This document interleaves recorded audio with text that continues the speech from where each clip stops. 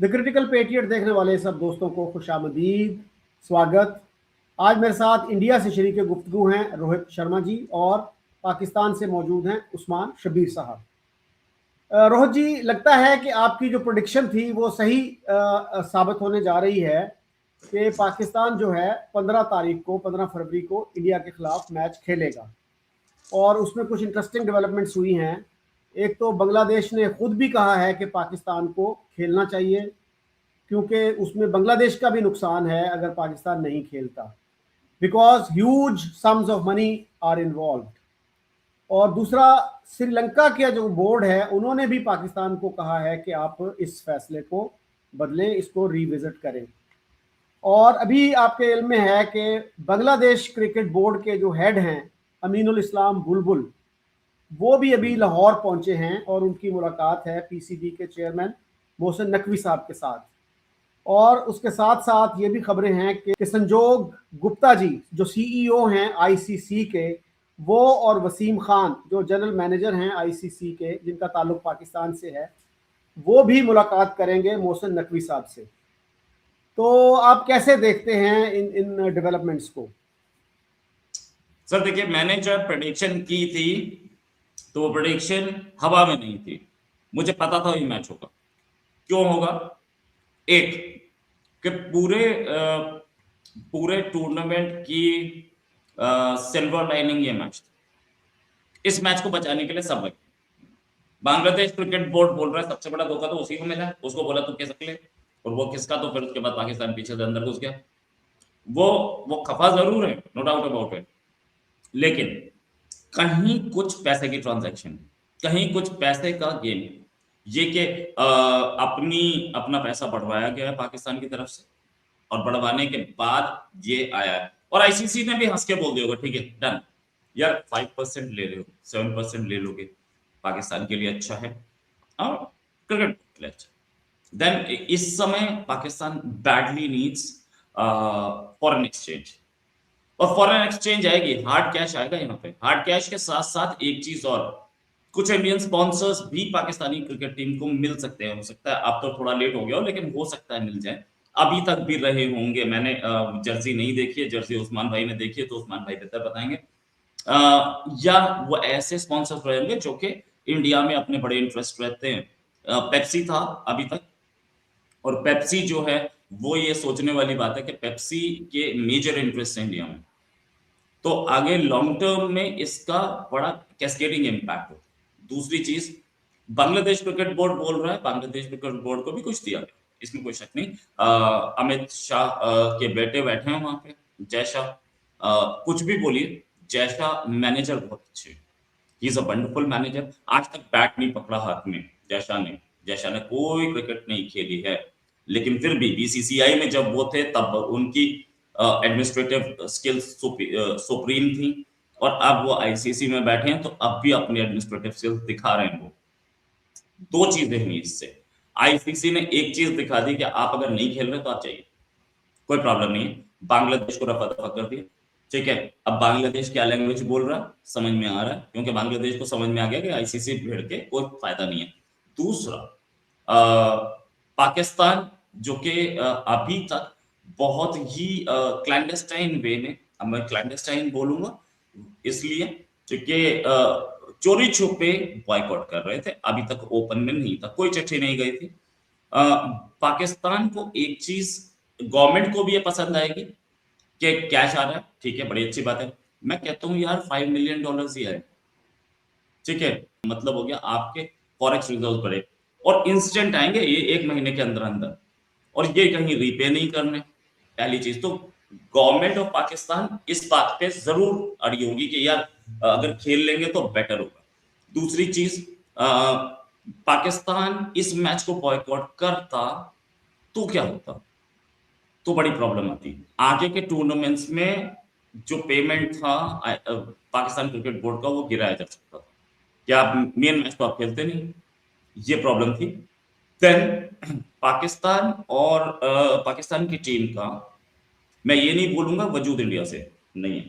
पाकिस्तान की टीम में बड़े काबिल प्लेयर्स बैठे हैं, बड़े अच्छे प्लेयर्स बैठे हैं, और ऐसे प्लेयर्स बैठे हैं जो वर्ल्ड रिकॉर्ड बना। अच्छा, वर्ल्ड रिकॉर्ड की बात करूं तो क्या कोलंबिया में सिंगर्स बहुत अच्छे नहीं हैं? वेनेजुएला में सिंगर्स बहुत अच्छे नहीं हैं? श्रीलंका में सिंगर्स बहुत अच्छे नहीं हैं? ऐसा ही क्यों होता है कि इंडिया के, अमेरिका के, ब्रिटेन के यही सिंगर्स या जापानीज, कोरियन, ये सारे सिंगर्स ही एक्सीड करते हैं? इसलिए क्योंकि इनकी इकोनॉमी सपोर्ट करती है। तो ये देखने वाली बात है कि पाकिस्तान जब ऑस्ट्रेलिया के साथ खेलता है, भले ही रिकॉर्ड बनाया हो वहां पर, कितनी हेडलाइंस बनती है? पाकिस्तान में बनेगी। इंटरनेशनल हेडलाइंस की बात करते हैं। ऑस्ट्रेलिया के साथ नहीं, न्यूजीलैंड के साथ खेलते हैं, यूरोप, इंग्लैंड के साथ खेलते हैं, कितनी हेडलाइंस बनती है? इंडिया पाकिस्तान का मैच हो, कोई हारे कोई जीते, हेडलाइन जरूर होती है। ट्विटर के ट्रेंड्स होते हैं, 30 टॉप ट्विटर ट्रेंड्स में से 25 होते हैं उस मैच के। तो ये जो पब्लिसिटी है, इस पब्लिसिटी से होता क्या है, एड्स आते हैं। इस पब्लिसिटी से होता क्या, एंडोर्समेंट्स आती हैं पाकिस्तानी प्लेयर्स को। वो एंडोर्समेंट्स इंटरनेशनल एंडोर्समेंट्स होती हैं, वो भी एक रेवेन्यू है। पाकिस्तान इतना बड़ा मैच छोड़े, मुझे पता था नहीं छोड़ेगा, अनलेस अपनी ईगो पे आ जाए तो दूसरी बात है। और ईगो पे पाकिस्तान ने लिया नहीं था इसको। अगर ईगो पे लिया होता तो पहले दिन बोल दिया होता कि हम नहीं खेलेंगे, we will not join the tournament. आप युगांडा को बुला लीजिए। युगांडा का जो ट्वीट आया था कि हम खेल सकते हैं, आई नो कि that was a non serious tweet, लेकिन वो भी शायद करवाया गया था कि पाकिस्तान के ऊपर प्रेशर बने, तुम नहीं खेलोगे तो दूसरा खेल लेगा। हाँ, पाकिस्तान खेलता है और युगांडा खेलता है, बहुत बड़ा फर्क होता है इसमें, बहुत बड़ा फर्क होता है। पाकिस्तान एक टीम है, लेकिन पाकिस्तान की टीम की एग्जिस्टेंस किस पे है? जब हम देखते थे, एक टाइम था जब ब्रिटेन और ऑस्ट्रेलिया की ट्रेडिशनल राइवलरी होती थी और इसी पे सारा क्रिकेट घूमता था, ये एक्सेस थी। इंडिया और पाकिस्तान की ट्रेडिशनल राइवलरी है, इसी एक्सेस पर क्रिकेट घूम रहा है आजकल। और ये इंडिया पाकिस्तान की राइवलरी में अगर पाकिस्तान नहीं है, कोई और, ये राइवलरी किसी और से बन गई, श्रीलंका से या बांग्लादेश से ही बन गई। बांग्लादेश के पुल आउट के बाद इंडिया बांग्लादेश राइवलरी दिख रही है। कहीं पाकिस्तान की जगह बांग्लादेश ना ले ले, ये एक बहुत बड़ा डर है। और सच बात यह, ट्रेडिशनल राइवलरी है, ट्रेडिशनल राइवलरी में ही सब कुछ होता है। एक प्लेयर वो एक प्लेन गिरते हुए का इशारा करता है और वो भी हेडलाइन बनती है। बाकी मैचेस में आप कुछ भी कर लीजिए, कोई हेडलाइन नहीं बन रही है। तो ये समझने की बात है, आपकी राइवलरी कहीं आप अपना जो एक जैसे बोलते हैं अपना एक फायदा था, अपने एक अपर हैंड था, कहीं बांग्लादेश को तो नहीं दे देंगे, ये चीज थी। और मैंने इसीलिए बोला था कि लॉन्ग टर्म में पाकिस्तान लॉस में जाएगा। और ये बात मैं सोच रहा हूँ, तुम अभी पाकिस्तान क्रिकेट बोर्ड में बहुत सारे लोग बैठे और बहुत समझदार लोग बैठे, गवर्नमेंट में भी बहुत समझदार लोग बैठे, उन्हें समझ में आ रही होगी। और ये रीजन था, और ये रीजन अब सही होता दिख रहा है। जी रोहित जी, 45,000 करोड़ का नुकसान है अगर इंडिया और पाकिस्तान का मैच नहीं होता। तो इतना बड़ा नुकसान है ये। और अर्नब गोस्वामी कह रहे थे कि जनाब क्रिकेट बाद में है, नेशनल इंटरेस्ट पहले है, नेशन का जो प्रेस्टीज है वो पहले है, और हमें जो है ये वर्ल्ड कप ही कैंसिल कर देना चाहिए। इस तरह की जो आवाजें उठती हैं, ये कितनी पॉपुलर है इंडिया में, और आप कैसे देखते हैं इनको? Arnab Goswami is extremely popular, no doubt about it. लेकिन अर्नब गोस्वामी आजकल पता नहीं क्या बोल रहे हैं। अर्नब गोस्वामी एकदम यू टर्न मार गए और वो गवर्नमेंट के खिलाफ हो गए। पहले गवर्नमेंट के जितने सपोर्टर थे, अब उतने ही गवर्नमेंट के खिलाफ बोलते हैं। बट मैच तो चला था, इससे पहले भी मैच हुआ था, तब अर्नब साहब ने तो नहीं बोला था कि मैच नहीं होना चाहिए। आज क्यों बोल रहे हैं? ऑपरेशन सिंदूर के आसपास भी हुआ था मैच, मतलब इससे पहले जो मैच हुआ था उस पर भी तो बहुत हुआ था ना। नहीं, लेकिन मैच खेलना चाहिए ऐसा बोला गया था अर्नब की तरफ से। स्टेटमेंट चेंज हुए हैं अर्नब के, लेकिन लेकिन ज्यादातर जो लोग हैं वो इस फेवर में है कि टूर्नामेंट हम खेल रहे हैं, T20 वर्ल्ड कप है, कोई छोटा मोटा टूर्नामेंट है नहीं। अगर आप बोलिएगा, तो हमें तो एशिया कप में भी हमने खेला ही था ना, तब तो अर्नब नहीं बोल रहे थे ना। तो फैक्ट है इसके, ज्यादातर 45,000 करोड़ का मतलब क्या बनता है, पहले मैं आपको ये बताऊं। 45,000 करोड़ का मोटा मोटी हिसाब लेता हूं मैं, तो $5 बिलियन, $5 बिलियन बहुत बड़ी रकम होती है और उसको कोई जाने नहीं देगा। अगर पाकिस्तान क्रिकेट बोर्ड को उसमें से मैं कहता हूँ 5% भी गया तो इट्स एक्सूबरेंट अमाउंट, बहुत बड़ा अमाउंट है। उसको पाकिस्तान छोड़ देगा या इंडिया छोड़ देगा, कौन छोड़ देगा? तो ये अच्छा, इस रकम में सारा का सारा तो नहीं आना है, लेकिन इसमें से काफी हद तक पाकिस्तान को भी जाएगा, काफी हद तक, कुछ हद तक पाकिस्तान को जाएगा, कुछ हद तक इंडिया को जाएगा, नो डाउट। तो ये हमारे क्रिकेट बोर्ड जो हैं वो आफ्टर ऑल आप मार्केट पे बैठे हो ना, कमाने के लिए बैठे हो ना, तो आप कमाएंगे। और एक एक ऐसी चीज जो कि जिसे बोलते हैं मिंटिंग मशीन है, गोल्ड मिल्टिंग मशीन है, वो है ये मैच। इस मैच को कौन, $5 बिलियन का मामला है, तो यहाँ $5 बिलियन पे तो गवर्नमेंट पलट जाती है, ये तो कुछ भी नहीं। $5 बिलियन का मतलब पता है आपको? 50,000 करोड़ का। Pakistan cricket board, Indian cricket board दोनों अपने सारे स्टेडियम्स के साथ मिल के खरीद सकता हूँ $5 बिलियन में। तो दोनों क्रिकेट बोर्ड की औकात है मना कर दें? मुझे आपको लगता है? बोथ द बीसीसीआई और पाकिस्तान क्रिकेट बोर्ड में दोनों की बात करो, कितने स्टेडियम्स हैं और कितनी कीमत है उनकी? एक स्टेडियम 200 करोड़ से ऊपर का नहीं होगा इंडिया में, 500 करोड़, 1000 करोड़, 10 स्टेडियम होंगे, 20 होंगे। आप कितना, और पाकिस्तान में कितने स्टेडियम है? ये सारी चीज देखने वाली बात है। Exuberant amount of money is that, और ये मना करना बहुत मुश्किल। जी उस्मान, आप कैसे देखते हैं इस सिचुएशन को, और आप नहीं समझते कि पाकिस्तान ने कुछ ज़्यादा जज्बाती फैसला कर लिया, बल्कि उससे पहले जो स्टेटमेंट्स दी गई, ज़राए के नाम से, सोर्सेज के नाम से खबरें चलवाई गई, उसने डैमेज किया। आप अगर ये खबरें ना चलवाते, बांग्लादेश की आपने सपोर्ट कर दी, स्टेटमेंट दे देते कि जी ज्यादती हुई है उनके साथ, तो अब जो है Pakistan is in a difficult position. और अगर आप पाकिस्तान रिवर्स करता है इस फैसले को, तो बहुत से लोग कहेंगे कि जी ये तो यू टर्न ले लिया। अगरचे बहुत सारे जो क्रिकेट फैन है वो खुश होंगे कि बहुत ही अच्छा मैच देखने को मिलेगा, ब्रॉडकास्टर्स बड़े खुश होंगे। तो अब पाकिस्तान जो है बड़ी मुश्किल सिचुएशन में है, क्योंकि इस तरह की खबरें आ रही हैं कि ब्रॉडकास्टर्स जो हैं वो पाकिस्तान पे केस भी कर सकते हैं, सू कर सकते हैं कि एग्रीमेंट की आपने मुखालफत की, उसको वायलेट किया। और पाकिस्तान ने जो वजह दी है वो वजह भी कहा जा रहा है कि वो कोई बहुत वैलिड वजह नहीं है। यानी गवर्नमेंट ने कहा कि जी हम, यानी बोर्ड को गवर्नमेंट ने इजाज़त नहीं दी, तो लेकिन उसमें एक्सप्लेन नहीं किया कि क्यों इजाज़त नहीं दी। तो वो भी तो फिर आईसीसी देखेगा ना कि वो रीज़न कितनी वैलिड है, कितनी नहीं है। तो आप कैसे देखते हैं, और अब क्या स्टेटमेंट आएगी अगर पाकिस्तान इस फैसले को रिवर्स करता है आइंदा 1 दिन में, 2 दिन में, 3 दिन में?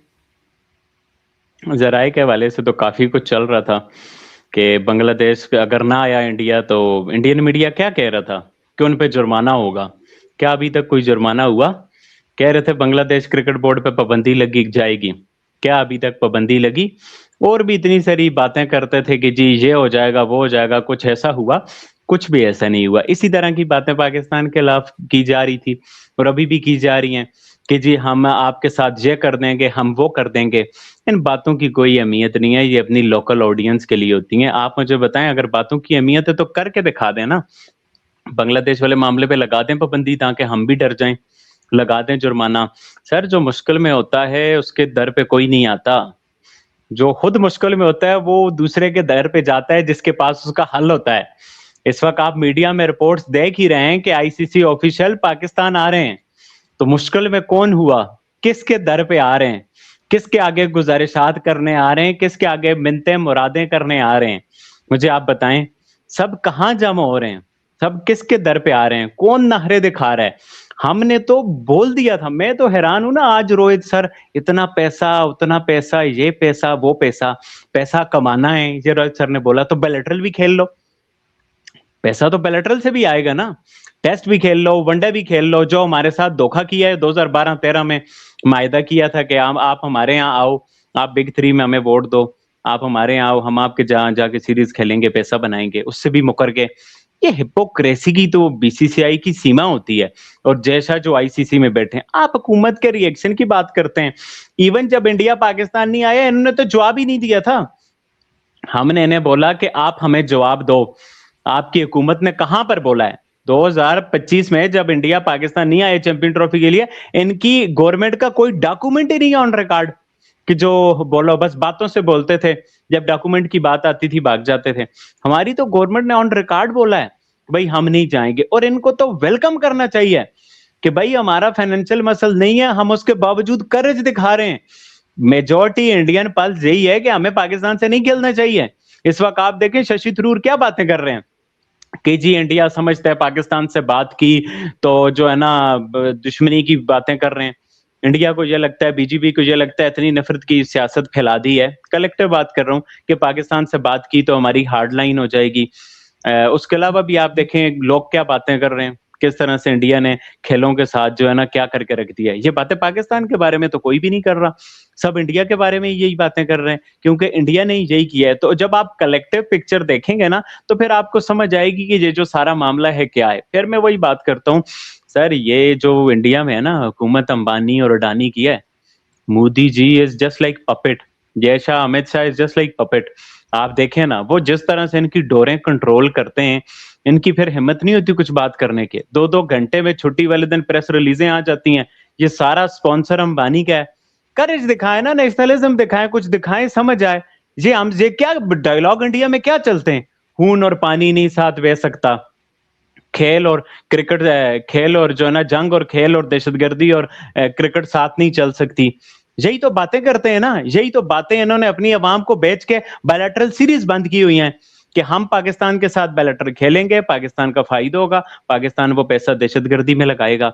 तो आज आप वो पॉइंट, आपका नैरेटिव कहां गया? आज भी आप ना खेलो ना, आप छोड़ो, आप आईसीसी को खत ही लिख दो यार। आगे आईसीसी आपको बोला है नहीं नहीं, आप भरम तो अपना कुछ रखो ना। आज भी हम आपके साथ खेलेंगे तो इससे क्या हमें पैसा नहीं मिलेगा? आपके बकौल हम पैसा टेररिज्म में फिर नहीं लगाएंगे, तो फिर आप क्यों खेलते हो? अरे भाई आप खुद हमारे साथ खेलते हो, हमें स्पॉन्सर करते हो, फिर हमें ही बातें बताते हो। तो ये फुल जो है ना एक्सपोज हो चुके हैं अपनी आवाम के सामने भी, इंटरनेशनल आवाम के सामने भी। और जो इन्होंने बात की, आप कुछ बोलना चाहते हैं तो बोल दें, ये ऐसी बात नहीं। उस्मान ये बताइए, हम फ्यूचर की अगर बात करें तो अगर पाकिस्तान इसमें अपना फैसला रिवर्स करता है तो उसके लिए क्या फेस सेविंग चाहिए होगी पाकिस्तान को, और किस तरह की स्टेटमेंट देनी पड़ेगी, और बड़ी एम्बैरसिंग नहीं होगी वो सिचुएशन पाकिस्तानी क्रिकेट अथॉरिटीज के लिए? नहीं सर, आप देखिए ये फैसला किसने किया है? सियासतदानों ने किया है ना। और दुनिया के सब सियासतदान एक बात पे यकजा होते हैं कि सियासत में कोई भी फैसला आखिरी नहीं होता। ये तो चाहे आप अमेरिका के भी सियासतदान उठा के देख लें, वो भी यही बात बोलेंगे। आप मुझे बताएं कि हमने एक फैसला किया हम नहीं खेलेंगे, फिर हमें इन्होंने मनाया, हमें पैसे दिए, हमारा शेयर बढ़ा, हमारे बांग्लादेश को भी, हम बांग्लादेश के लिए नहीं खेल रहे ना, बांग्लादेश भी राजी हो गया, कह रहे हैं हमें आप खेल लो, हम उनको उनका शेयर दिला देते हैं या अपने पास से उन्हें पैसे दे देते हैं। तो कौन इससे विन होके निकला? हाँ, इससे विन होकर तो पाकिस्तान ही निकला ना मेरे पॉइंट ऑफ व्यू से। हमने तो करेज दिखा दी थी, आपके पास एक चांस था हमें निकाल देते। हमने तो आपको मौका दे दिया है कि आप पाकिस्तान इंडिया मैच ना खेलो, आप 2 पॉइंट ले लो, आप फॉरफीट कर दो, आप हम पे पाबंदियां लगा दो, आप जो कुछ करना है, हम 15 को मैच नहीं खेलेंगे, आप 16 को हमें वापस भेज दो। हमारे साथ तो आप जो कुछ करते कर लेते, बट करेज ही नहीं है, हौसला ही नहीं है, ना ही इतने बड़े बोर्ड को निकाला जा सकता है। हमने तो पूरी अपॉर्चुनिटी दी, अब भी सर कोई फैसला नहीं हुआ। जी जिस वक्त डील आएगी ना फिर उस वक्त उसको देखेंगे। एक तरफ जब बातें की जा रही थी कि पाकिस्तान को निकाल देंगे, जुर्माना होगा, जो होगा वो होगा, जब डील आएगी तो हमें सब समझ आ जाएगी क्या फैसला है। कोई ऐसा मसला नहीं है सर कि हमें कौन सी कोई, हमने जो है ना हमारी गवर्नमेंट ने कहा है हम सॉलिडेरिटी में बांग्लादेश की वजह से नहीं खेल रहे, ये हमें मना रहे हैं, हम राजी हो रहे हैं। अब मैं तो समझ नहीं सका ये विन विन सिचुएशन हमारे लिए कैसे नहीं होगी? मुझे आप बताएं, हमारा ये मुद्दा भी है कि खेलों में सियासत न हो। इंडिया राजी हो जाता है कि जी हम आइंदा सियासत नहीं करेंगे, हम आपसे हाथ मिलाएंगे, हम अच्छे तरीके से खेलेंगे, हम अच्छे बच्चे बन के रहेंगे, हम जो है सारा कुछ अच्छा करेंगे। तो फिर हमारा तो गिला ही यही है ना, 2 ही हमारे गिले हैं, बांग्लादेश के साथ यकजहती और इंडिया खेलों में सियासत कर रहा है। इंडिया से माफी मांग लेता है, अच्छा बच्चा बन जाता है, तो हम ही क्यों, हमने कौन सा कहा है क़यामत तक रूठे रहना है? चांस तो देना चाहिए।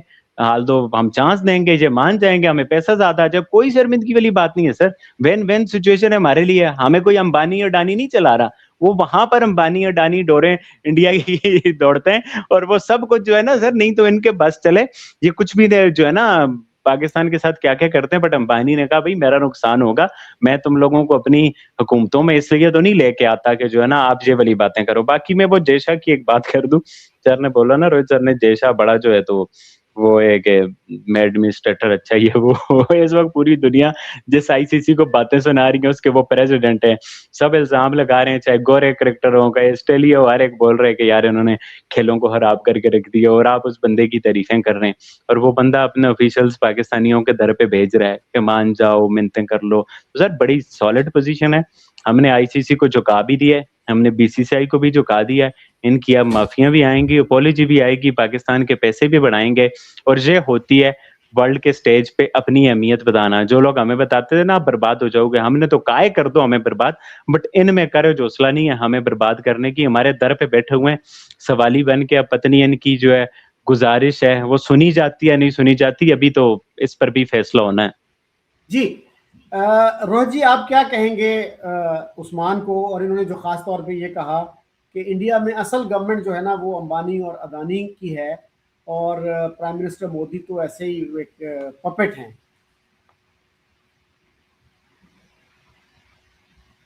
बस आवाज। अच्छा, उस्मान भाई का मैं क्या बोलूं, अंबानी अडानी की गवर्नमेंट, ये पाकिस्तान में बैठ करके बता रहे हैं अंबानी अडानी की गवर्नमेंट है इंडिया में। चलो ठीक है, जब आप बता रहे हो तो होगी, हम क्या करें। फैक्ट इज के इनको इनको पता है अंबानी कौन है, अंबानी क्या है।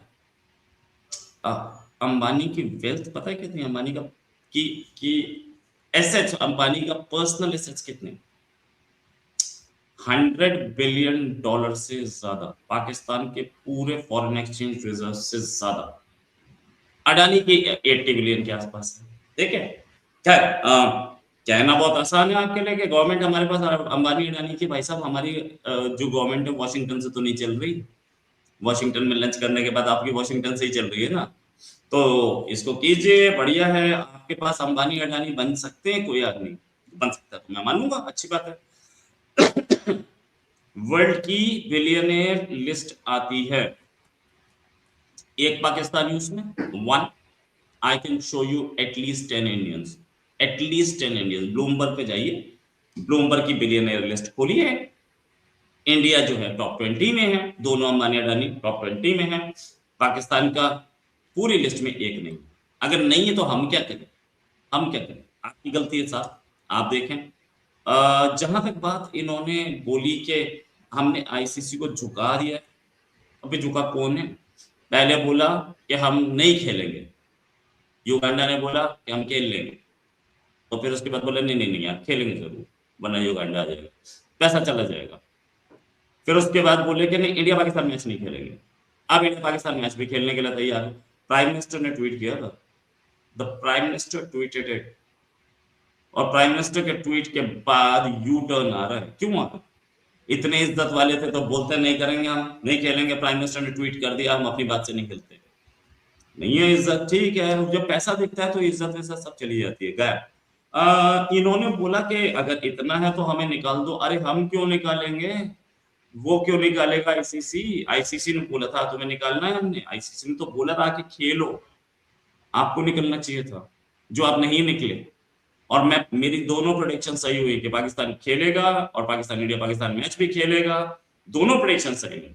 और प्रेडिक्शन इस चीज पे नहीं थे कि मुझे वहां पाकिस्तान के प्राइम मिनिस्टर ऑफिस से कोई फोन आ रहा था या पाकिस्तान के क्रिकेट बोर्ड से कोई फोन आ रहा था, कोई फोन नहीं आ रहा था।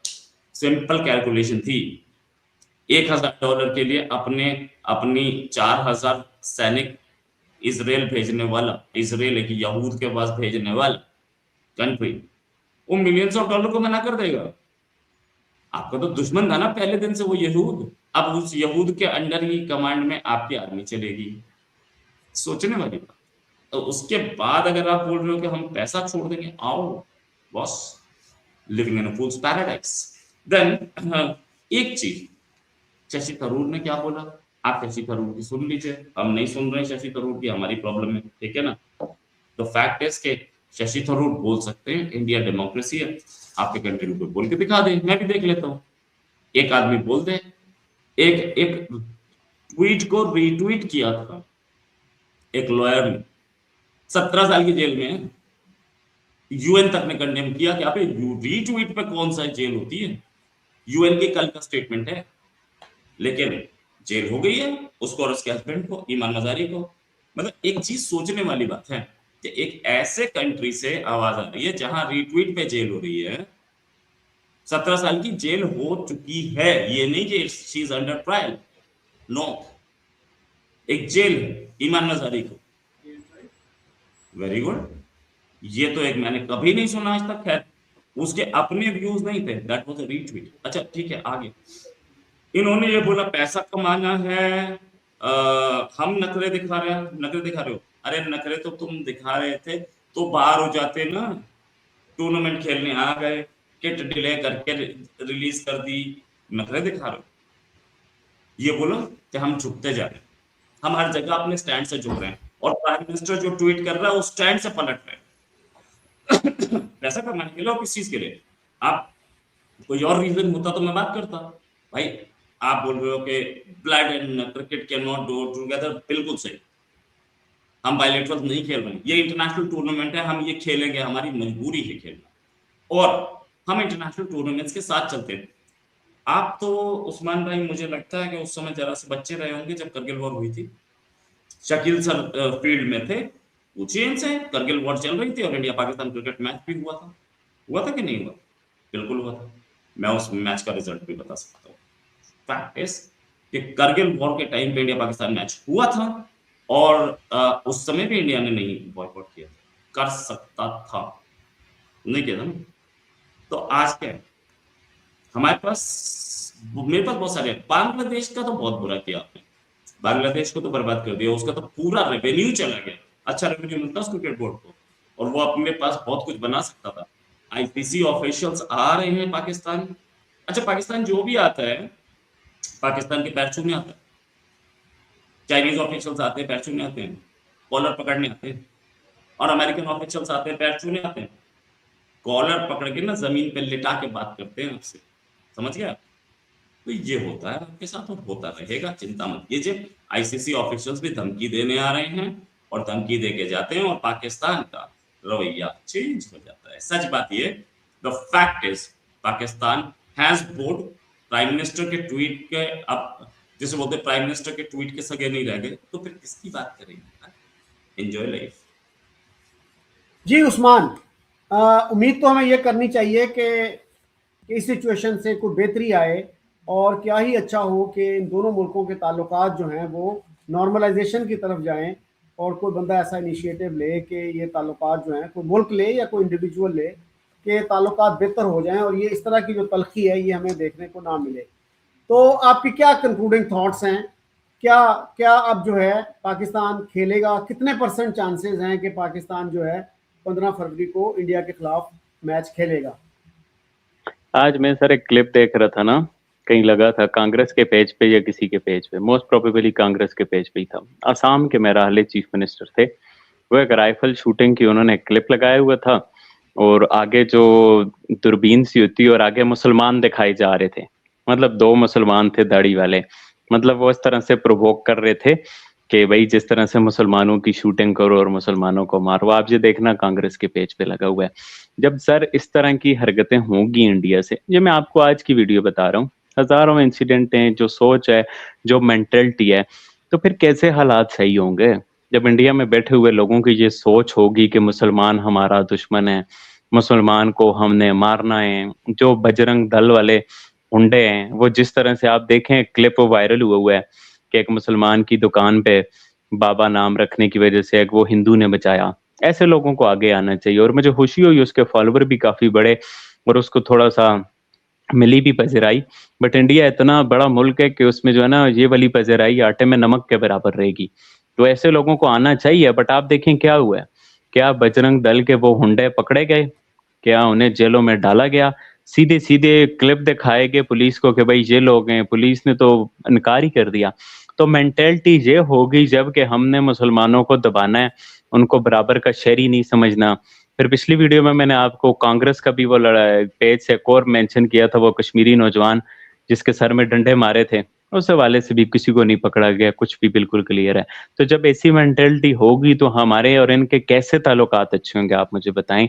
अब इन्होंने अच्छा। बात की वही मैं अच्छा। बात कर आप पीछे भी जी। मेरी 1-2 बातें रह गई थी, बस मैं बात कर दूँ फिर आप हाँ। बताओ, बात ठीक कर है। देना। अब इसके अलावा भी आप देखें ईमान मज़ारी और इन्होंने हादी अली चट्ठा की बात कर दी और उनका आप केस भी देखें, झूठ को तो कहीं पर भी अलाउ नहीं किया जा सकता ना, कि जिस तरह से वो झूठी कैंपेनें क्या हमने हार्ड सेट बनना है। हम बीएलए के स्पॉन्सर्स को वो बीएलए के केस लड़े, वो टीटीपी वाले दहशतगर्दों के केस लड़े, वो जो है ना दहशतगर्दी पीछे वर्दी के नारे मारे, वो इस तरह की नफ़रत फैलाए, वो इसको तो कहीं पे भी अलाउ नहीं कर सकते और मैं हैरान हूँ इतना अरसा इन्होंने कैसे टॉलरेट किया है। अच्छा है कि ऐसे जो ना आज़ादी राय होनी चाहिए, एक लिमिट में होनी चाहिए, झूठ, प्रोपेगेंडा एजेंडा बिल्कुल भी नहीं होना चाहिए। बट आप लोग हादी अली चट्टा, ईमान मज़ारी की बातें करते हो। आपकी पार्लियामेंट में क्या चल रहा है आजकल? आपका अपोज़िशन लीडर कह रहा है आपकी मोदी जी की जो है ना कायरी की दास्तानें बयान कर रहा है। आपके एक्स आर्मी चीफ ने क्या लिखा है?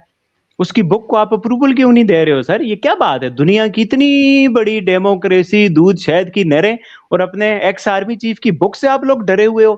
भाई आप डेमोक्रेसी हो, डेमोक्रेसी, दूध शहद की नहरें। आपका आर्मी चीफ के बुक का अप्रूवल नहीं हो रहा। आपका अपोजिशन लीडर बात नहीं कर पा रहा।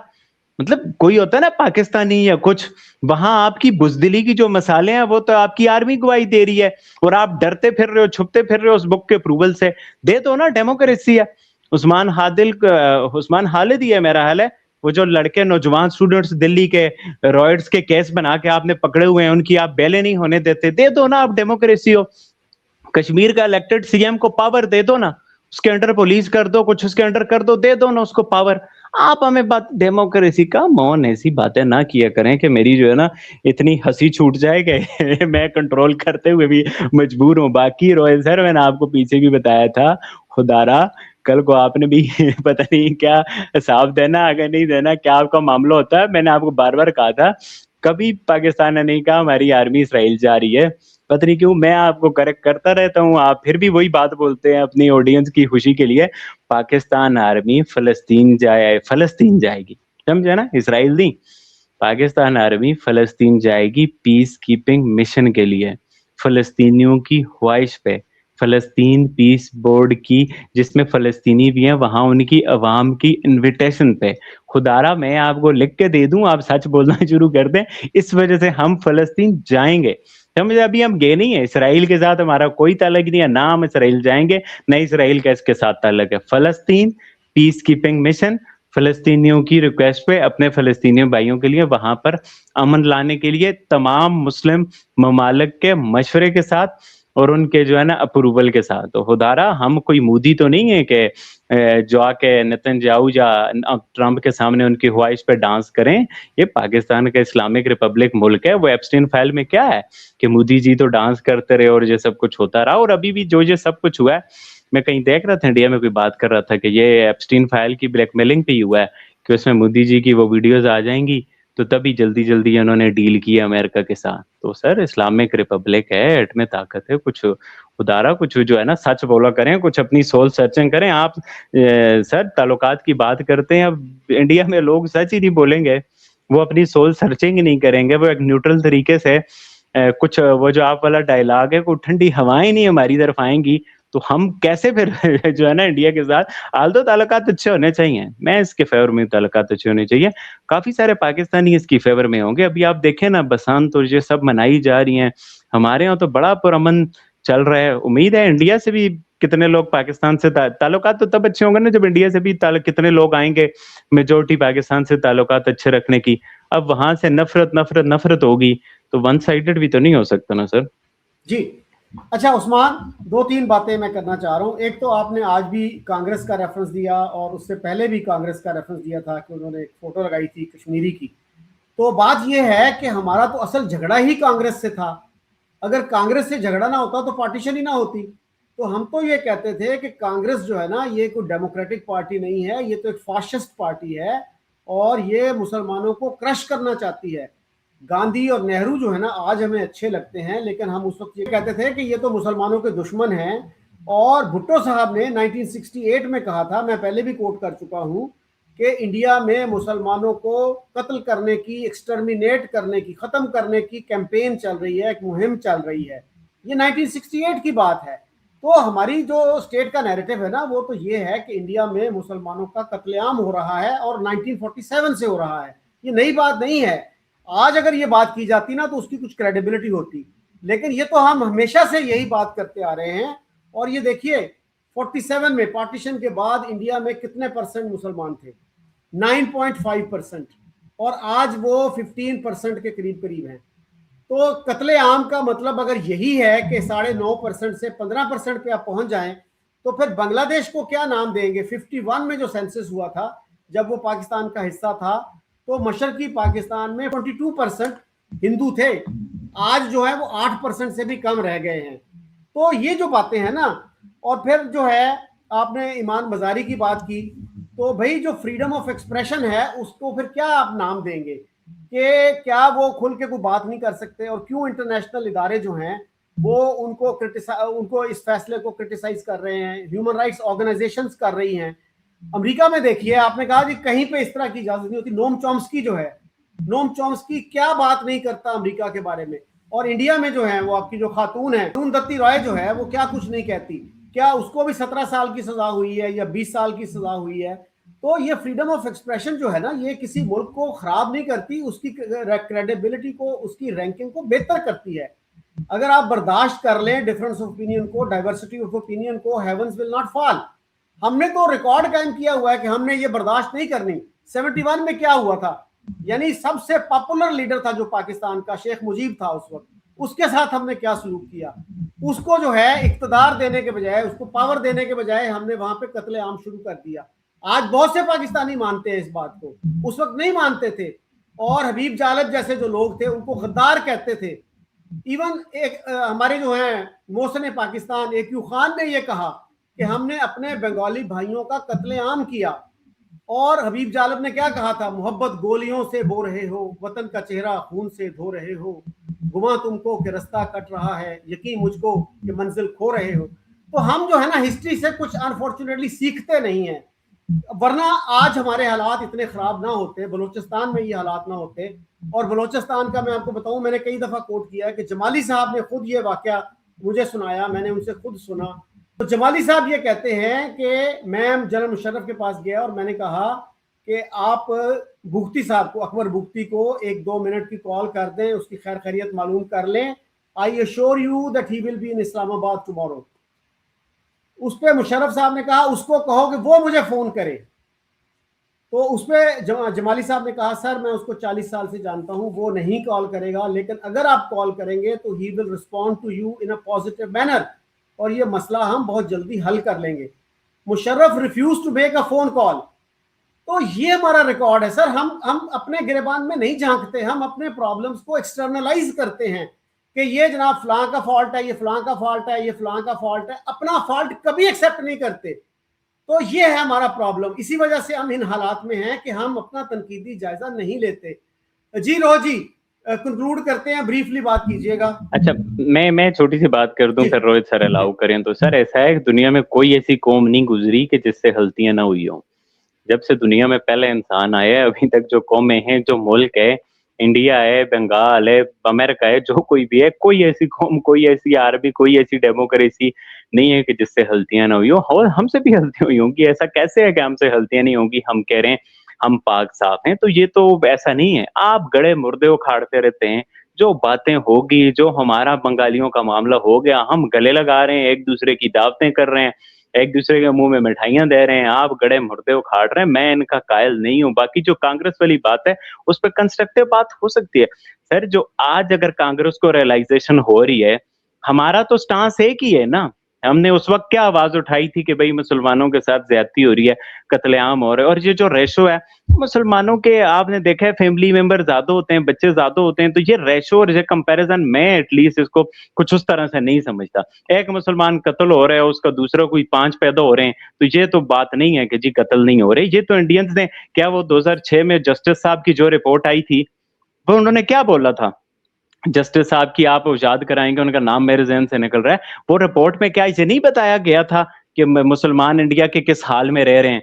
तो ये तो इंडियंस के अपना मानना है। आज अगर कांग्रेस का हमारे साथ मोटिव मिल गया है तो इसमें हमारा कसूर है क्या कि कांग्रेस मान रही है मुसलमानों के साथ इंडिया में ज्यादती हो रही है? हमारा तो पहले दिन से लेके आज तक यही स्टांस है कि इंडिया में मुसलमानों के साथ ज्यादती हो रही है, उनको दबाया जा रहा है, उनको पसमानदा रखा जा रहा है, जिसका खुलेआम सबूत आजकल आप देखें बीजेपी के कैबिनेट में कोई नहीं है। जिस तरह से वो मुसलमानों के साथ ट्रीटमेंट करते हैं, मस्जिद के आगे गाने बजाते हैं, ऐसे तीर वाले सिंबल लहराते हैं, हम मार देंगे, ये कर देंगे, तो वो तो हमारा स्टांस है, इसमें कोई मसला तो नहीं है। कांग्रेस आज हमारी बात की एडवोकेसी कर रही है तो अच्छी बात है। बाकी जो दूसरी बातें हैं सर, जो बात है ना इसराइल की, आप देखिए डेमोक्रेसी, फ्रीडम ऑफ स्पीच की भी कोई हद होती है ना। कोई 25-26 करोड़ के मुल्क में एक बंदे को कोई सजा हो रही है ट्वीट केस में, तो उसकी कोई वजह होगी, सबको तो नहीं हो रही ना, हर एक को तो नहीं हो रही। आपको सर मैं गालियां निकालने लग जाऊं तो क्या आप रिपोर्ट जाकर नहीं करेंगे? क्या मुझ पे पनिशमेंट नहीं होनी चाहिए? होनी चाहिए ना। आजादी के नाम पे हम एक दूसरे को गालियां तो नहीं निकाल सकते। आप ईमान मजारी की जुबान तो देखें, वो किस जुबान में बात करती हैं। आजादी के नाम पे जो है ना, इंडिया में कोई दाइश का केस लड़ने लग जाए, मिसाल देता हूं, क्या बीएलए डेजिग्नेटेड टेररिस्ट ऑर्गेनाइजेशन नहीं है? क्या टीटीपी बाकी सब नहीं है? जब उनका पॉलिटिकल विंग आप बन जाएं, उनका आप कानूनी विंग बन जाएं और आप उनकी हमायतें करते रहें और उनके खिलाफ जो है कुछ एक्शन लें तो आप आवाज उठाने लग जाएं, तो इसका क्या मतलब है कि हम उस पर एक्शन ना लें? तो ये बिल्कुल ठीक एक्शन हुआ है, ऐसी कोई बात नहीं है, बहुत पहले हो जाना चाहिए था। मैं इसको जो है ना ऐसी बात नहीं कहता। बाकी जो बलूचिस्तान की बात है सर, बात ये है, बलूचिस्तान का मामला क्या जमाली साहब से पहले मामला नहीं था? क्या भुट्टी साहब से पहले बलूचिस्तान में दूध शहद की नहरें बहती थी? बलूचिस्तान में तो पाकिस्तान बनने से पहले के मसाइल हैं, वहां के डिवाइडेशन और आजादी पसंद तरीके और ये सब मामलात। आप बलूचिस्तान का मामला शुरू ही भुट्टी साहब से करते हैं। ये सर बड़ी जो है ना, ये मैं इस बात को बड़ा बहुत डिसअपॉइंट होता हूं कि भुट्टी साहब से पहले बलूचिस्तान में कैसे हालात थे। वो मैं फिर कह रहा हूं, दोबारा रिपीट, पाकिस्तान बनने से पहले वहां पर हालात खराब थे। आज ट्रंप दाइश के हेड को कॉल कर दे जी, कल को ट्रंप बोले मैं कॉल नहीं करता, तो आप बोले कि जी वो देखें जी ट्रंप अगर दाइश को हेड को कॉल कर लेता तो हालात ठीक हो जाते। ऐसे नहीं होते सर। वो मुशर्रफ साहब सदर थे, भुट्टी साहब क्या कर रहे थे मुझे बताएं? भुट्टी साहब क्या रियासत को ब्लैकमेल नहीं कर रहे थे? क्या रियासत की जो चीजें थी, इंस्टॉलेशन थी, गैस थी, उस पर मिसाइल नहीं मार रहे थे क्या? एक बंदा जो रियासत के खिलाफ जंग लड़े, उससे रियासत क्या करे? उसको सर पे बैठाए, उससे आप बात करें? ये सर ऐसी बात नहीं है। उदारा मैं इस चीज को बाय नहीं करता। बाकी जो बात हुई ना फ्रीडम ऑफ एक्सप्रेशन की, तो आप बात करें ना इसराइल की जेनोसाइड की, यूएस में बैठ के आप बात करें, कितनी आपको बात करने की अलाउ किया जाता है अमेरिका में इसराइली जेनोसाइड पे, उनके मीडिया में? क्या पूरी दुनिया नेतन्याहू को जो है ना जेनोसाइड का वो नहीं मानती? बट कितनी बात होती है वेस्टर्न मीडिया में, आप मुझे बताएं। तो ये सर फ्रीडम ऑफ एक्सप्रेशन और ये सब चीजों पे हर एक जगह पे इसी तरह है, नेशनल इंटरेस्ट के हिसाब से कुछ पे लिमिट है, तो मैं नहीं समझता ये कोई गलत बात है जी। अच्छा उस्मान, आपने कहा कि कौन सा मुल्क है जिसने गलती नहीं की, ये भी एक वाइट वॉश करने का तरीका है। तो ये भी मेरे ख्याल में एक तरीका है अपनी गलती को इनकार करने का, कि सब जगह यही होता है। उस्मान साहब, कौन सा मुल्क है जो अपने क़याम के 20 साल के अंदर अंदर 2 लाख हो गया? कौन सा वो मुल्क है जहां पे 78 साल की आजादी के बाद भी 27 मिलियन बच्चे स्कूलों से बाहर हैं, 45% लोग अभी तक गुर्बत की सतह से नीचे जिंदगी गुजार रहे हैं, 40% बच्चे स्टंटेड ग्रोथ का शिकार हैं, उनका कद कम रह जाता है, उनको मुनासिब ग़िज़ा नहीं मिलती, और हम हैं कि कभी अपनी गलती का इतराफ नहीं करते और फिर कहते हैं जो सारी दुनिया में ऐसा ही होता है। ऐसा नहीं होता। सिंगापुर आज से 50 साल पहले कहां था, 60 साल पहले कहां था, साउथ कोरिया कहां था, ताइवान कहां था, इंडिया कहां था, बांग्लादेश हमसे आगे निकल गया भाई। बांग्लादेश की एक्सपोर्ट्स देख लो, अपनी एक्सपोर्ट्स देख लो, एजुकेशन में आप कहां खड़े हैं। तो इस तरह ना करें कि जी हम भी गलतियां करते हैं, बाकी भी। यही तो तरीका है कि हम उससे कुछ सीखना नहीं चाहते। अगर हमारे अंदर ये हो कि यार हमने गलतियां की, हमें इस्लाह करनी चाहिए, तो फिर आपकी इस्लाह होगी। अगर आप यही जवाब ढूंढते रहेंगे कि जी सारी दुनिया में गलतियां होती हैं, हमसे भी हुई हैं, तो इससे आप कभी जो है आप इंप्रूव नहीं कर सकते। और दूसरा, आपने कहा कि बलूचिस्तान का इशू तो पाकिस्तान से भी पहले का है। तो क्या इशू था भाई पाकिस्तान के क़याम से पहले? कलात रियासत थी वहां पे, उसकी अगर आप हिस्ट्री पढ़ेंगे तो वो असगर खान के जो है ना कोटेशंस आपको मिल जाएंगी। असगर खान ने डॉन में लिखा कि कलात की जो एक्सेशन थी गन पॉइंट पे हासिल की गई। चले आपने कर ली भाई, उनको फिर you should treat them well.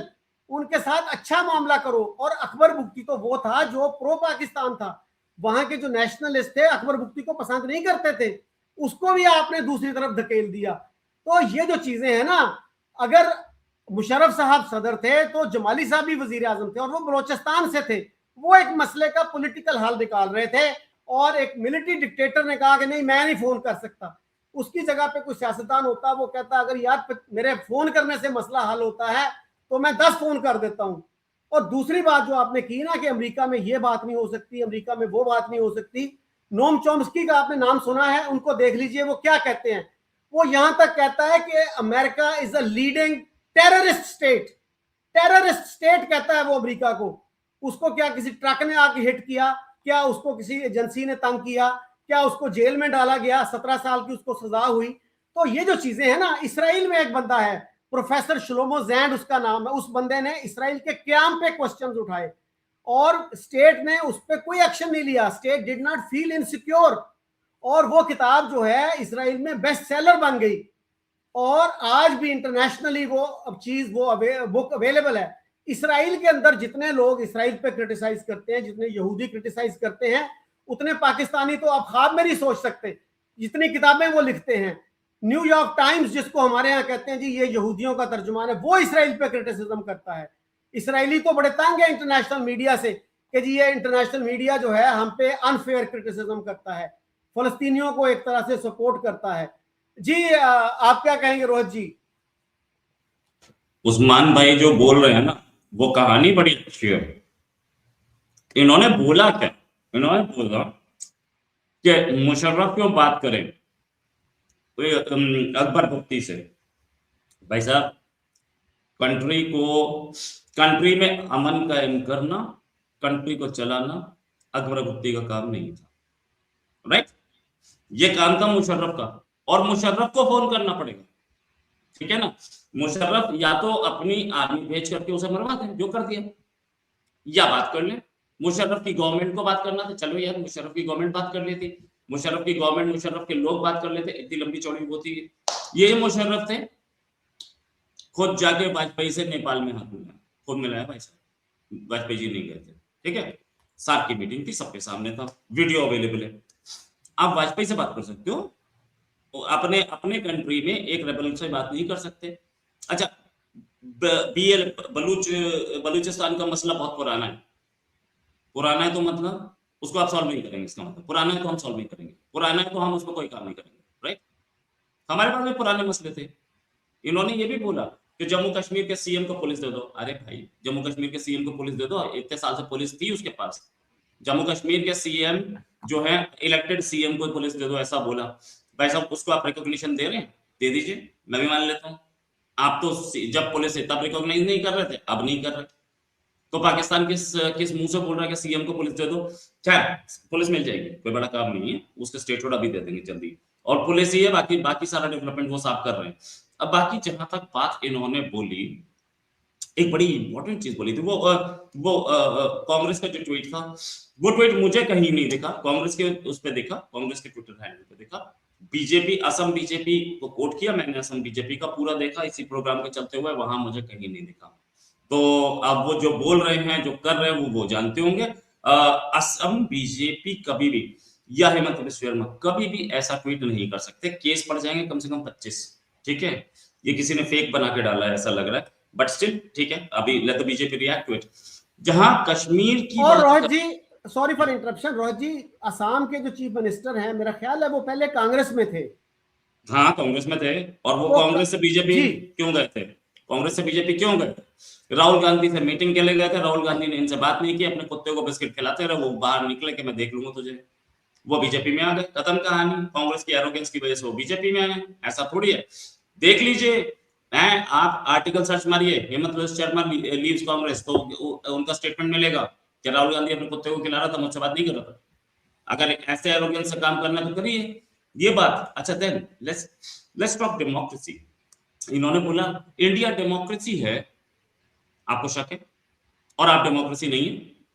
ईमान मजारी को जेल हुई साहब, इन्होंने एक नाम और लिया, उस्मान खालिद, उमर खालिद नाम है साहब उसका, और उसको बेल मिली है पिछले साल, ठीक है। उसकी बेल की मैं आपको डेट बता देता हूँ सर, आप अगर बहुत ज्यादा इंटरेस्टेड हैं तो उनकी बेल की डेट है साहब, उमर खालिद की बेल की डेट है 18 दिसंबर 2024 बेल मिली थी। अब बेल मिलने के बाद वो वापस आते हैं, अब वो वापस जेल में है, दोबारा किसी और बिना पे उन्होंने बेल लेने की कोशिश की होगी तो वो बेल कैंसिल भी हो जाती है, लेकिन बेल मिली थी उनको, ठीक है ना। आगे बात, ये इन्होंने बोला कि ईमान मसारी दाइश का केस लड़ रही थी। दाइश का केस लड़ रही थी, आपको पता है एक आदमी थे इंडिया में, राम जेठमलानी, शाकिर खान उनका नाम सुना होगा, उस्मान भाई ने नहीं सुना।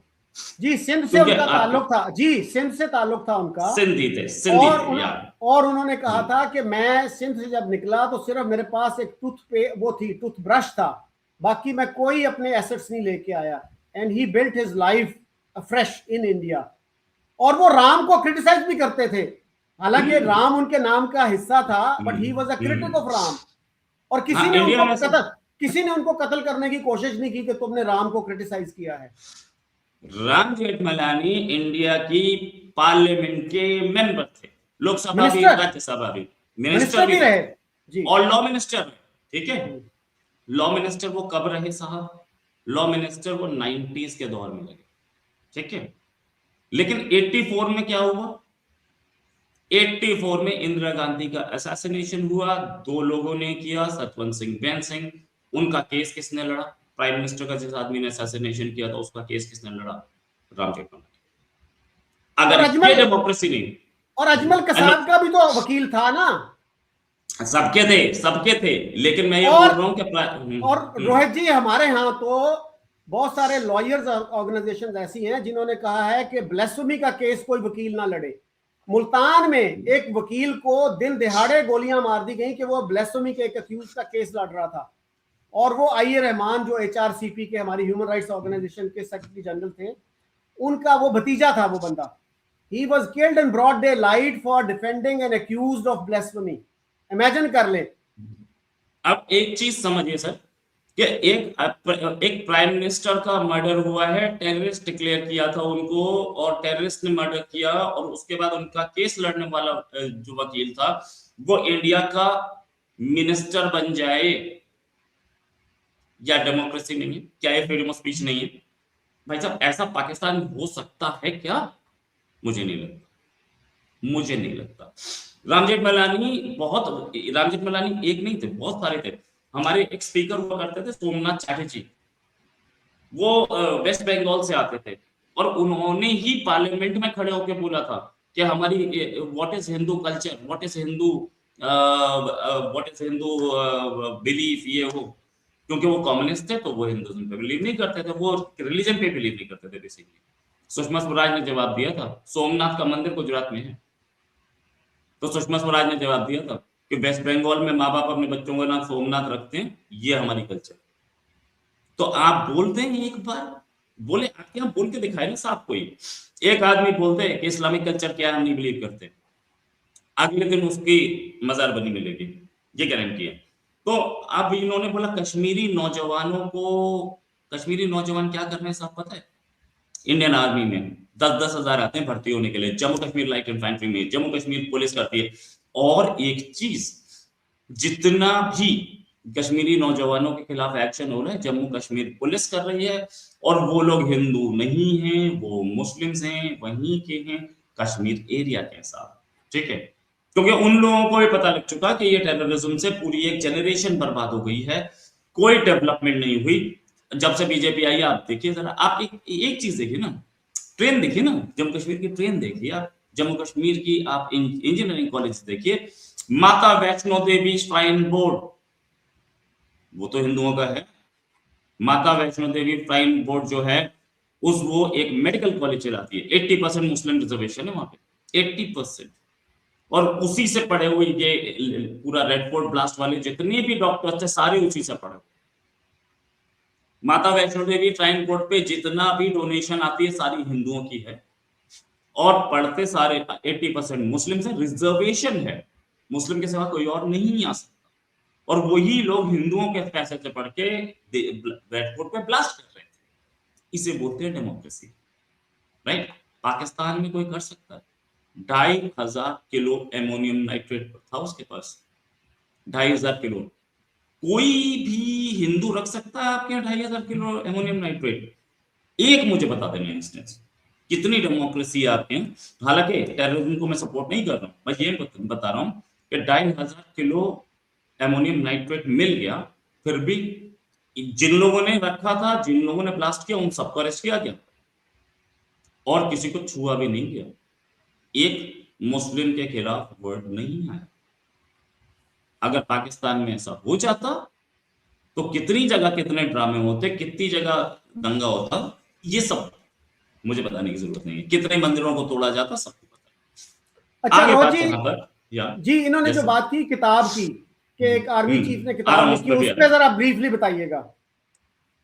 पहली चीज तो किताब पब्लिश नहीं हुई अब तक, और जनरल नरावने साहब आर्मी चीफ रहे थे और वो किताब लिख सकते हैं और वो पब्लिश भी कर सकते हैं, कभी भी पब्लिश। जनरल नरावने का कोई स्टेटमेंट मिला है कि मेरी बुक पब्लिश नहीं होने दी जा रही है?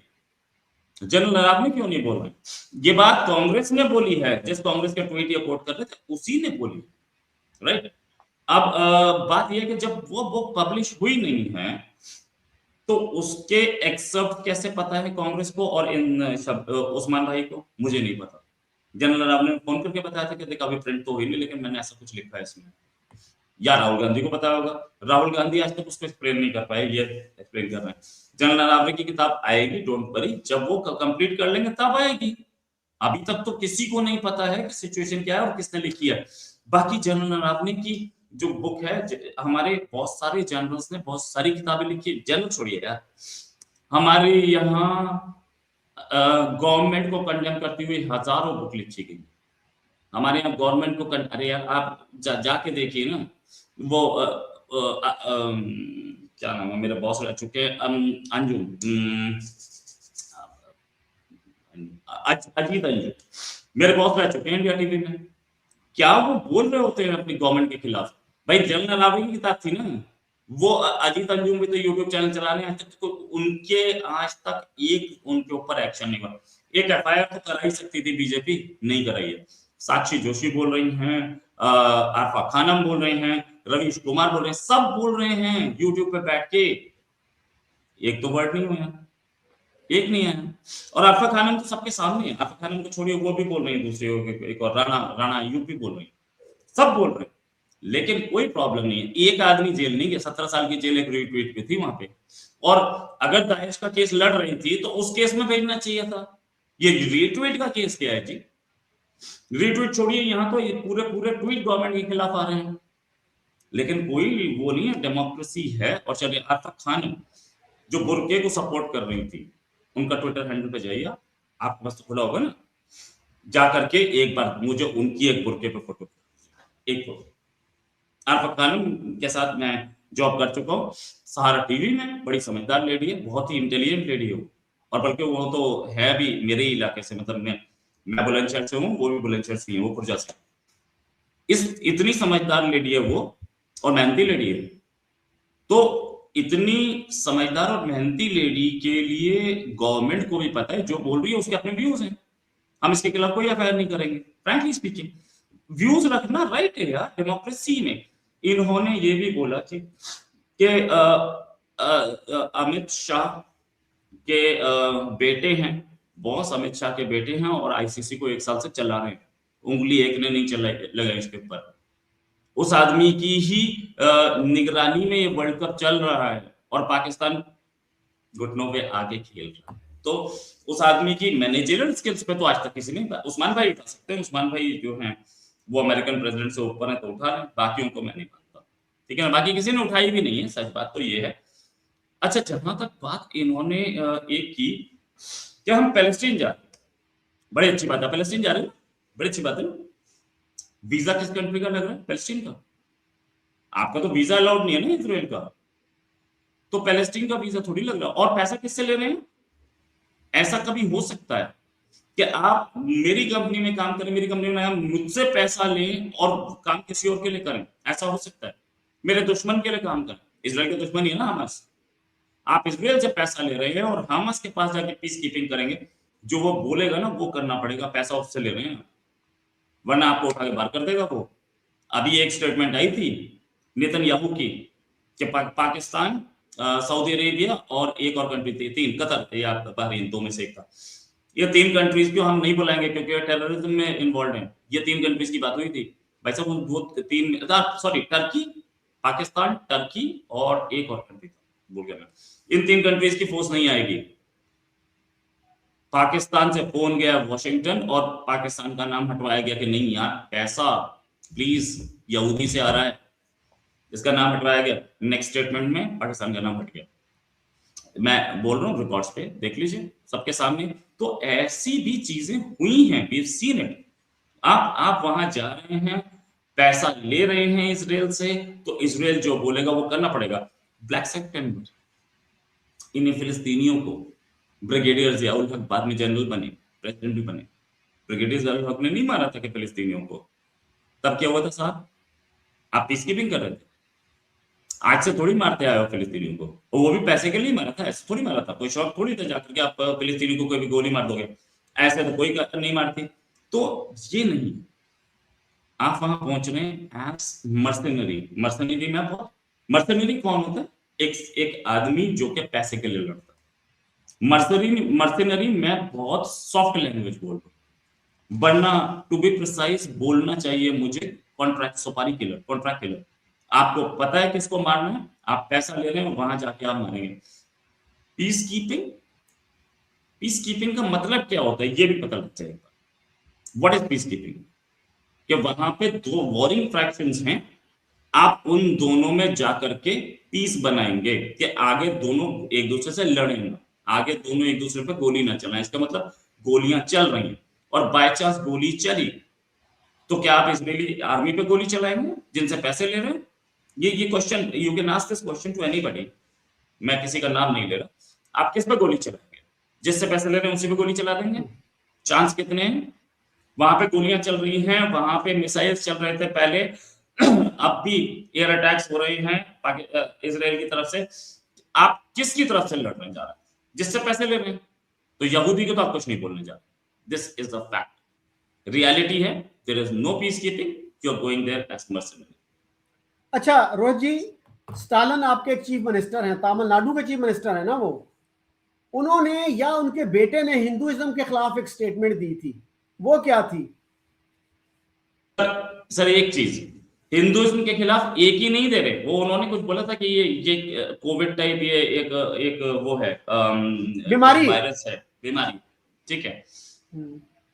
अच्छा, ऐसा स्टेटमेंट पाकिस्तान में कोई दे सकता है क्या? मैं क्वेश्चन पूछ रहा था और आपको भी इसका जवाब पता है, उस्मान भाई को भी पता है। फैक्ट इज कि इंडिया में खुद हिंदू हैं, वो खुद हिंदू हैं, मंदिर जाते हैं, पूजा करते हैं, सब कुछ करते हैं। पॉलिटिकल स्टेटमेंट था और हमारे यहाँ भी किसी ने उसको लिया नहीं, स्वतंत्रता से जुदा नहीं हुआ। क्यों? क्योंकि हमें पता है, आप दीजिए, religion is a personal thing, हम रिलीजन को नहीं ऐड करते। इन्होंने एक स्टेटमेंट दिया था कि कोई भी मुस्लिम नहीं है उसमें, वाजपेयी जी की कैबिनेट में। नजमा हेपतुल्ला इसी कैबिनेट में थी। नजमा हेपतुल्ला को इन्होंने बनाया, मोदी जी की गवर्नमेंट में थी। नजमा हेपतुल्ला को इन्होंने ही बनाया था गवर्नर, ठीक है। अच्छा, नजमा हेपतुल्ला को छोड़ दे और बता दूं मैं आपको, तो इनके पास मुख्तार अब्बास नकवी भी मिनिस्टर थे। इस समय नहीं है मिनिस्टर कोई भी, माना, लेकिन सिख मिनिस्टर है, मुस्लिम नहीं है। 15% किसी भी कंट्री में अगर माइनॉरिटी होता है, अगर 15% पॉपुलेशन है किसी कंट्री में और वो माइनॉरिटी कहलाती है, तो माइनॉरिटी के लिए भी शेम है और कंट्री के लिए भी शेम है। क्या ब्लैक्स माइनॉरिटी कहलाते हैं वहां पे अमेरिका में? नहीं कहलाते ना। 15% इज अ मेजॉरिटी, माइनॉरिटी होती है 2%, 3%, 1%। सिख मिनिस्टर है हमारे पास हरदीप सिंह पुरी, ठीक है। बुद्धिस्ट मिनिस्टर है जो कि उससे भी कम है। पारसी होती थी, 80,000 पारसी हैं, स्मृति ईरानी थी। तो अगर मुस्लिम मिनिस्टर नहीं है तो ये जरूरी नहीं है कि इंडिया सेक्युलर नहीं रह गया। Muslims are there, Muslim president रहे हैं हमारे।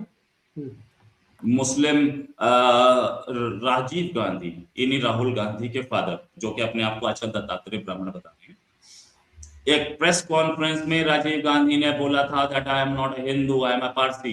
80,000 पारसी हैं इंडिया में, ज्यादा नहीं है, but those 80,000 are extremely influential. Tata is a Parsi, Godrej is a Parsi, Screwwala is a Parsi. हम मतलब extremely influential, बड़े बड़े बिजनेस कॉन्ग्लोमरेट चलाते हैं ये। बॉम्बे डाइंग, आपके जिन्ना साहब की डॉटर जिनसे शादी हुई थी, बॉम्बे डाइंग चलाते हैं वो, नुस्ली वाडिया, ठीक है ना। तो उनकी मदर थी जिन्ना साहब की डॉटर, वो भी पारसी हैं, और उनके पास तो अभी 30-40 साल पहले तक तो पाकिस्तानी पासपोर्ट था, राइट। तो वो तो यहाँ से चल रहे हैं, उनके पारसी हैं वो। तो पारसी अगर इतनी बनी, मुस्लिम्स की, let's talk about Muslim sir, Muslims की कितनी कंपनीज हैं इंडिया में पता है आपको? वर्ल्ड के नंबर 2 सबसे अमीर आदमी हुआ करते थे अजीम प्रेमजी। विप्रो नाम की एक कंपनी है, उसके मालिक हैं, और विप्रो की वजह से ही थे मुस्लिम। And Roji, he is the richest Muslim in South Asia. Azim Premji, आप बताता हूं, एक और हैं, मैं आपको बताता हूँ, एक नहीं 2-3 हैं भाई, इंडिया के रिचेस्ट में मुस्लिम्स जो हैं। Okay, I will just tell you, एक तो हमीद है ना, वो जो फार्मास्यूटिकल जायंट है ना, उसके ओनर हैं।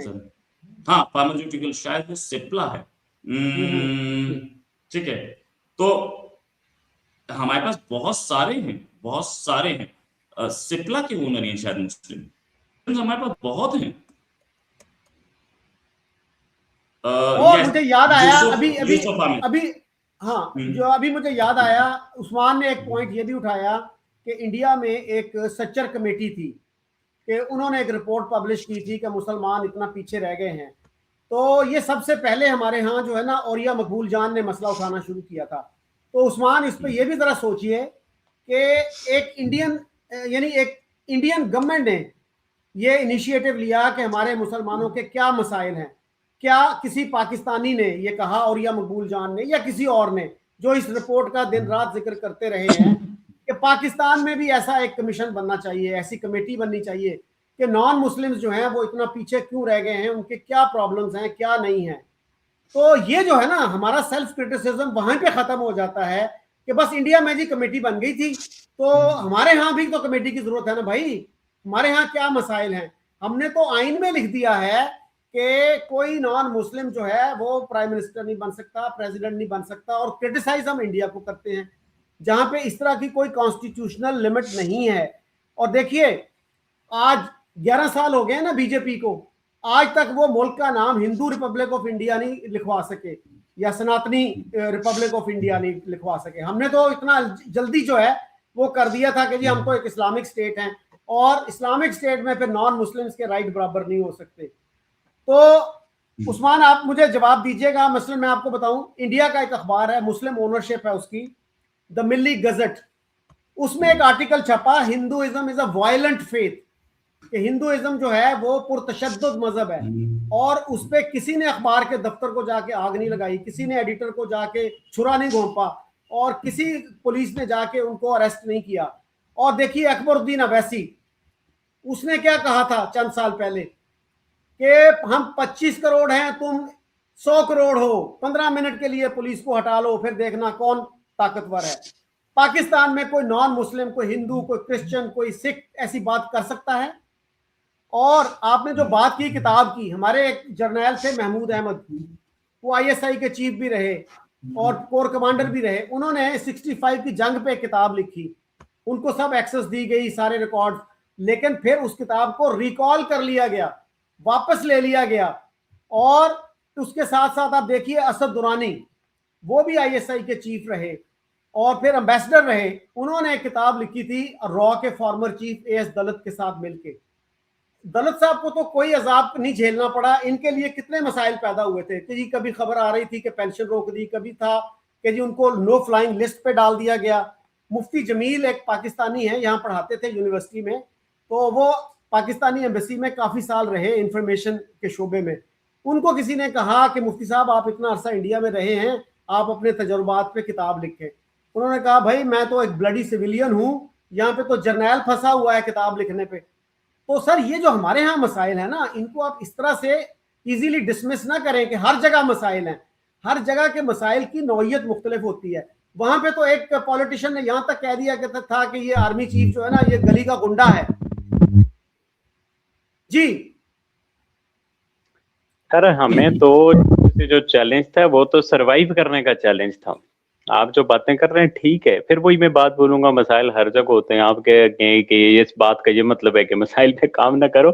हमारे चैलेंजेस आप देखें, जब पाकिस्तान बना तो हमें तो ये लोग कहते थे कि आप 2 महीने नहीं रहोगे, आप हमारे पांव पकड़ोगे, आप हमारी मिन्नतों करोगे, आप हमारे पास वापस आ जाओगे। क्या पाकिस्तान नहीं एक उस्मान, ये जो भी कहते थे उसको छोड़ें। मैं ये कह रहा हूं एज अ रिस्पॉन्सिबल पाकिस्तानी, आप क्या समझते हैं कि हमने क्या गलतियां की? हमने तो सर पैदा होते ही इंडिया के साथ पंगे शुरू कर दिए थे। कश्मीर में हमने ट्राइबल इन्वेजन करवाया। आज पाकिस्तानी भी मानते हैं, लेफ्टिनेंट कर्नल सिकंदर बलोच को मैं कोट कर चुका हूं, वो नवाए वक्त में लिखते हैं कि कश्मीर के एक्सेशन की सबसे बड़ी वजह वो ट्राइबल इन्वेजन था। वो रिटायर्ड लेफ्टिनेंट कर्नल हैं, नवाए वक्त जैसे पेट्रियोटिक अखबार में उन्होंने लिखा। आपको सर्वाइवल का मसला दरपेश था तो आप इतने बड़े बड़े पंगे क्यों लेते रहे?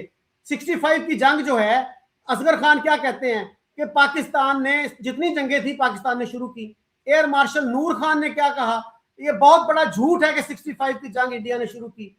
तो सर सर्वाइवल आपको चाहिए था, सर्वाइवल पे फोकस करते, अपने ताल्लुकात अच्छे रखते सब हमसायों के साथ, और अपनी तरक्की पे तवज्जो देते, तालीम पे तवज्जो देते। आपने नहीं किया ये काम, इसी से कौमें आगे जाती हैं। सर्वाइवल का मसला था तो भाई सर्वाइवल इंश्योर करते। आपने तो इलेक्शन नहीं करवाए। पहले तो 1970 में जाके पहले जनरल इलेक्शंस हुए। आपने तो कहा था कि हम तो डेमोक्रेटिक स्टेट होंगे, हम तो पूरी दुनिया के लिए एग्जाम्पल बनेंगे। 70 तक इलेक्शन नहीं करवाए आपने। जब करवाए, जीतने वालों को आपने गोलियां मार दी। तो सर ये ना कहें कि हर मुल्क गलतियां करता है, हमें अपनी गलतियों पे फोकस करना चाहिए अगर हम उनसे कुछ सीखना चाहते हैं। अगर मनाजराबाजी करनी है तो फिर तो कोई एंड नहीं है इसका। जी अच्छा, मैंने जाना भी था, मैच भी एंड हो रहा है, तो फिर बस इसके बाद एंड कर लें तो फिर वो ठीक होगा, क्योंकि एक वो मैच भी एंड हो गया, मुझे वो उसके मैसेज आ रहे थे। सर, आप रेफरेंस अपने सारे आगे पीछे हिस्ट्री के देते हैं। जब मैं हिस्ट्री की बात आपको करता हूं तो आप कहते हैं आगे की तरफ देखो। तो ये तो बड़ी ज्यादती वाली बात है कि आप अपने रेफरेंसेस भरपूर हिस्ट्री के हैं, आगे भी पीछे भी, बट मेरी बार आप मुझे कहते हैं तुम चले जाओ फ्यूचर में। मैं तो आपको बता रहा हूँ जो हमें अभी मैंने आपको नहीं कहा कि फ्यूचर की बात करो। वो पिछला पॉइंट था कि इलेक्शन जो है, सॉरी, पिछला जो पॉइंट था ना कि पाकिस्तान मैच खेलेगा नहीं खेलेगा, उस पर मैंने कहा था कि फ्यूचर की बात करें। यहां पे आप बेशक 2 घंटे मेरे साथ माजी की बात कर लें, मैं सिर्फ ये कह रहा हूं कि हमने माजी में जो गलतियां की उनका आज हमें बेलाग तबसरा उस पर कमेंट करना चाहिए, उनसे सीखने की कोशिश करनी चाहिए, ना कि हम उनको व्हाइट वॉश करें, उनकी अहमियत को कम करने की कोशिश करें कि नहीं सबसे गलतियां होती हैं, हमसे भी हुई। सर आपके गलतियों की नेचर बड़ी मुख्तलिफ है। आपने अपना मुल्क गंवा दिया 20 साल के अंदर अंदर, इतनी संगीन गलतियां की। ये मैं कह रहा हूं, उन पे फोकस कीजिए, उनसे सीखिए कुछ। मैं सर वही बात करने लग जाता हूँ। मैं तो इस कंडीशन पे पहुंच चुका हूँ, अब मैं आप ही से गुजारिश करता हूँ कि आप मुझे कोई नोट लिख के दे दें, मैं वो बोलने लग जाऊं तो तब आप बोलें कि आप अपनी मर्जी बोलो। अब मेरी बात 2 बार आप नहीं बोलने दे रहे, मैं एक लाइन बोलता हूँ आप बोलने लग जाते हैं। मेरी ये गुजारिश है, मेरी ये अंडरस्टैंडिंग है कि ठीक है आपका अपना एक व्यू है, मतलब आप अपना व्यू रखें कि इसमें कोई ऐसे मसले वाली बात तो नहीं है। मैं तो अपनी राय रख रहा हूँ, जितनी मेरी अंडरस्टैंडिंग है, जो मुझे समझ है, जो कुछ मैंने देखा। मैं जब हिस्ट्री की बुक्स देखता हूँ, हिस्ट्री के इवेंट्स देखता हूँ, तो मुझे वहां ये सब कुछ नजर आता है कि भाई हमें तो ब्लैकमेलिंग की गई, हमें तो अपने सर्वाइवल के चैलेंज पे क्या हमें हमारा हिस्सा पूरा दिया गया था। आप इन सब चीजों को देखें ना, क्यों गांधी जी को प्रोटेस्ट करना पड़ गया हमारे हिस्से के लिए? हमें तो हमारे हिस्सा पूरा, हमारे पैसे, हमारा जो सारा एक शेयर बनता था उसके अकॉर्डिंग हमें नहीं दिया गया। और बाकी भी बहुत सारी जो बातें हुई, ये एक बड़ी डिटेल बात है। मुझे पता है मैं जितनी ज्यादा बात करूंगा आप भी बात करेंगे, रोहित सर भी, तो जरूर इंशाल्लाह इसको किसी नेक्स्ट शो में गुफ्तगू का हिस्सा बनाएंगे।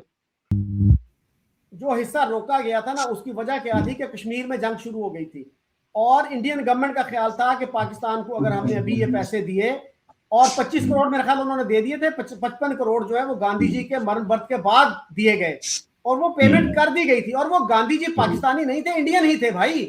तो आप ये क्रेडिट दें कि वहां पे इतने फेयर माइंडेड लोग थे कि अगर वो पाकिस्तान के साथ एक ज्यादती हुई तो वो अजाला करवाने के लिए तैयार थे। सर्वाइवल का चैलेंज दरपेश था। मैं यही तो कह रहा हूं भाई, फिर आपकी पॉलिसियां बहुत मोहतात होनी चाहिए थी। रोहित जी, कुछ आप कहना चाहेंगे फिर कंक्लूड? मैं कह रहा हूं कि इंडिया पे ही अटैक करना है, इंडिया से पैसा लेना है, इंडिया पे अटैक करना है, ये बढ़िया गेम है। हमारा पैसा रोक दिया भाई, इंडिया पे अटैक क्यों किया फिर तुमने? हाँ अच्छा, दूसरी चीज यार, इन्होंने बोला, मैं फर्स्ट बोलूंगा, सचिन कमीशन रिपोर्ट कर क्या रही थी? सचिन कमीशन रिपोर्ट ये पता लगा रही थी कि मुसलमानों में इतनी बेरोजगारी क्यों है और क्राइम क्यों क्यों, तो उसकी रिपोर्ट भी पढ़ लेते हैं। उसमें बोला यह गया था कि इनमें एजुकेशन नहीं है। अब एजुकेशन के लिए गवर्नमेंट ऑफ इंडिया ने अभी की मैं बता रहा हूं, आप गवर्नमेंट स्कूल में अपने बच्चे को भेजिए और उसको डेली मिड डे मील्स दिया जाएगा। ही विल बी गिवन, 1 गिलास दूध दिया जाएगा, 2 ब्रेड पीस दिए जाएंगे, या 1 गिलास दूध दिया जाएगा, 3 रोटी दी जाएगी, या खिचड़ी दी जाएगी, या दाल चावल दिया जाएगा, इररेस्पेक्टिव के वो कौन है। अच्छा, और पढ़ाने के लिए इतना आज नहीं, पहले भी चाहते मदरसों में पढ़ाइए आप अपने बच्चों को, तो यही होगा। आप ही ने ये मदरसा कल्चर बनाई है, हमने तो नहीं बनाई है ना। और एक चीज और, इन्होंने ये बोला कि इंडिया में क्या सिचुएशन है बॉस, मैं अभी यही सर्च मार रहा था, दो मुस्लिम्स इंडिया के टॉप 50 लिस्ट में हैं। एक अजीम प्रेम जी और दूसरे जो हैं यूसुफ साहब कौन है? लुलु मॉल्स के मालिक। लुलु मॉल जो है वो इंडिया में भी हैं और दुबई में भी हैं। सो आप मुस्लिम को देखिए, अगर पाकिस्तान टाइप निजाम होता तो इनकी कंपनी स्टार्ट ही नहीं होने दी जाती, बंद करना तो बहुत दूर की चीज थी। फैक्ट है कि इतना, और बॉलीवुड देख लीजिए, हमारे इतने सारे एक्टर्स हैं, सारे टॉप के एक्टर्स हैं, तीनों खान को लेकर के किसी प्रोड्यूसर की हिम्मत नहीं हुई कि फिल्म बना। बहुत मुश्किल से एक ही मूवी थी शायद, तीनों खान को लेकर। इतना बड़ा बजट बनता है, इतनी पेमेंट्स हैं इनकी, कैसे हो जाता है? आप क्या देख लीजिए, मुझे बता दीजिए, आप क्या एक हिंदू एक्टर मुझे दिखा दो कोई अच्छा लीडिंग। चलें जनाब, thank you Rohit ji, thank you Usman. हमने, मेरा ख्याल है कि क्रिकेट से शुरू किया था तो बहुत से और इश्यूज भी आ गए, तो चलें इन मसलों पे भी मेरा ख्याल है कि क्लैरिटी आनी चाहिए, और हम उस्मान से फिर किसी वक्त भी इन मसलों पे बात करेंगे, ताकि हम जो है एक पुरअमन खित्ते के तौर पे रह सकें, एक दूसरे के मसाइल को समझें, एक दूसरे की मजबूरियों को समझें। तो थैंक यू अगेन।